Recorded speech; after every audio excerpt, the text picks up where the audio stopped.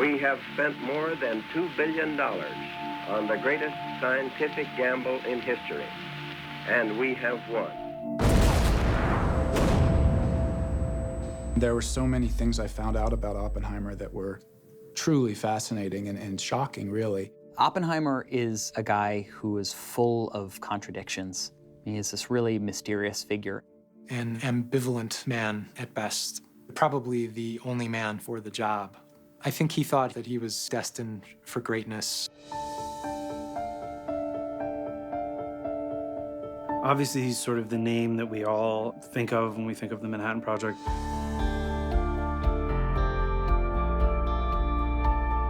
J. Robert Oppenheimer was born in 1904 in New York City. He was the child of Julius Oppenheimer, a very wealthy textile merchant who was an immigrant from Germany, and his wife was Ella Oppenheimer, an artist. He had a really privileged upbringing. He was Jewish, but sort of lost touch with a connection to his Judaism. He ended up feeling very conflicted about this privilege and feeling very conflicted about his place in the world. He was recognized as very bright from the very beginning. He was also very awkward in the very beginning. He was one of these very smart children who did not know how to be tactful and suffered for it. It's such an honor to finally meet you, sir. Pulling you from Thin Man.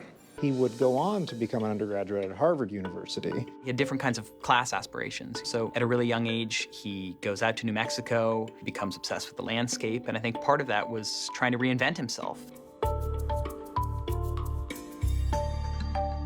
After he graduated, he initially was studying chemistry, but he decided towards the end of his undergraduate career that he'd like to perhaps study physics in a more serious way, and he ended up going first to England. Oppenheimer had a terrible time at Cambridge. He was really no good at the experimental work that was expected of him. He was bad at things with his hands, and he also just didn't fit in. He was going through some issues. He hadn't really found his footing as a physicist yet. There's a story that he actually tried to poison his professor with a poison apple, and another story where apparently over a woman he had attacked and almost tried to kill his best friend. He ended up, however, falling in with the theoretical physicists, a group of people who sort of had helped revolutionize quantum mechanics. And Oppenheimer saw this opportunity to remake himself and was extremely successful. And he was incredibly brilliant, and people found him endlessly magnetic and fascinating. Fission was discovered and announced late 1938. By late 1939, there are some scientists who are interested in whether or not you could use it to make an atomic bomb or a nuclear reactor that you could use for military purposes.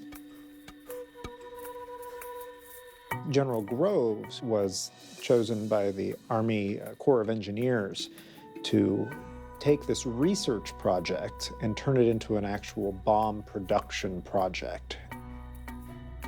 And the advice that General Groves was getting was that he needed to put someone with a Nobel Prize in charge of the project.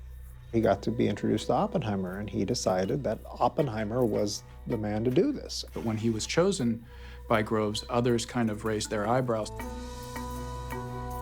Oppenheimer did not have a Nobel Prize, but people recognized and responded to his brilliance. He always thought that he was destined to do great things, and by the time the Manhattan Project had come around, he was on the tipping point of being past his prime, and he hadn't won the major accolades. He went into this project with a fury and a recklessness. So it was exciting for us to be able to dramatize him. He's the one person associated with the project, and often he's depicted as a great American hero or a kind of tragic American figure. This country, the Valle Caldera,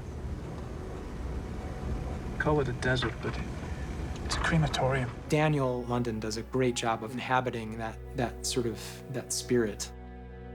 Sam's conception of Oppenheimer for this piece was this almost godlike looming figure that was revered and feared somewhat. Although he's not center stage in our story, it's really exciting to be able to engage with that sort of myth of Oppenheimer and explore some of the different facets of his personality. Man is made by his belief. As he believes, So he is. You know, I got in my hat and I got my costume and I had my cigarette. It really sort of transformed me in a way that was surprising to me. They have this uncanny physical resemblance. And that was not the reason that we cast Daniel. That's a side benefit, although it really, truly is a little bit spooky. But he brought this almost extraterrestrial intensity to the performance that I just found riveting. Friends of Frank Winter don't have a long shelf life on this hill, do they? When Oppenheimer initially planned out Los Alamos, it was going to be large, but not as large as it ended up being. And he was a real go-between between General Groves and the science side of things.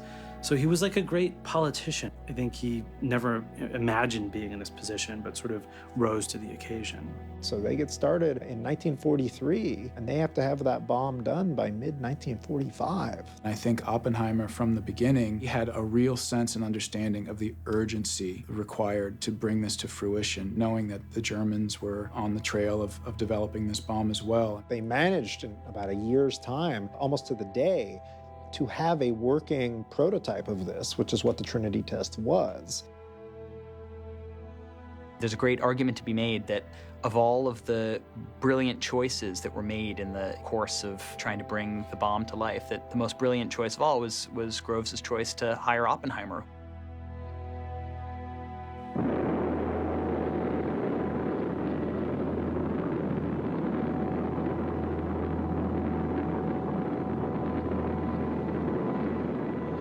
After Hiroshima, after the reports came in, after Nagasaki, after they started getting the death counts, after they started getting the first reports of radiation poisoning, Oppenheimer was more gloomy. He was not as high-spirited as he had been after Trinity. He became a figure, a personification of the kind of moral objection to the bomb later in life. From 1945 until about 1953, Oppenheimer was a major advisor to the US government about all manner of nuclear weapons. And one of the controversies he got involved with was whether the United States should build a hydrogen bomb. He was opposed to making the hydrogen bombs, or the so-called super bombs. So at some point he started to get in the way of people that did want to build these bombs. Ultimately, his security clearance was removed. He went back to doing physics and did fine physics. He was the head of the Princeton Institute for Advanced Study. I think Oppenheimer knew exactly what he was doing, and that's what plagued him. There's also a great argument in science that advancement isn't destructive in itself. I do feel like there's a sense that his legacy was somehow tarnished and diminished by the way he was treated in those latter years. His final years were not extremely happy ones. He drank a lot. His wife drank a lot. They fought a lot. He was a very bitter man. He eventually, in the early 60s, showed signs of throat cancer, and that's eventually what killed him. I remembered the line from the Hindu scripture, the Bhagavad Gita. Now I am become death, the destroyer of worlds.